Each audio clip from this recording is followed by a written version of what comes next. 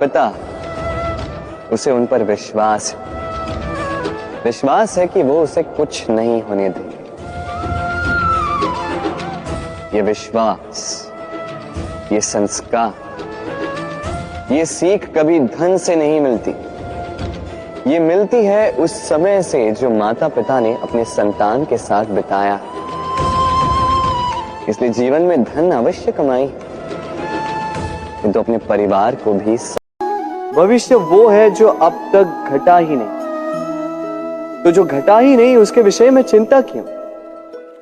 आपके हाथ में है वर्तमान के कर्म सत्य मन से कीजिए और सोचिए ये कि अपने कर्मों को और कितनी श्रेष्ठता से किया जा सकता है। इसलिए आप विश्वास कीजिए, यदि वर्तमान के कर्मों को आप सत्य मन से करोगे तो भय स्वयं ही निकल जाएगा। ये महत्वपूर्ण नहीं है कि आप किस संसार में आए, ये महत्वपूर्ण नहीं है कि आप यहाँ कैसे आए। यदि कुछ महत्वपूर्ण है तो वो ये है कि जब आप गए तब आप इस संसार को कैसा छोड़कर गए। तो ये सोचकर जिए कि जो किसी के लिए नरक है उसे किसी का स्वर्ग बना के निकलोगे तो आपका जीवन और आपका संसार दोनों धन्य हो जाए। ये महत्वपूर्ण नहीं है कि आप किस संसार में आए, ये महत्वपूर्ण नहीं है कि आप यहाँ कैसे आए।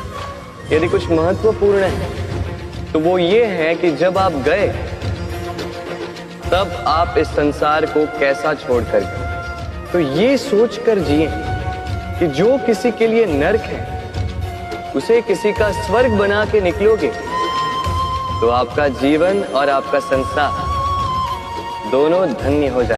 पहला, आपकी मुस्कान के पीछे छिपी आपकी पीड़ा। दूसरा, आपके क्रोध के पीछे छिपा आपका प्रेम।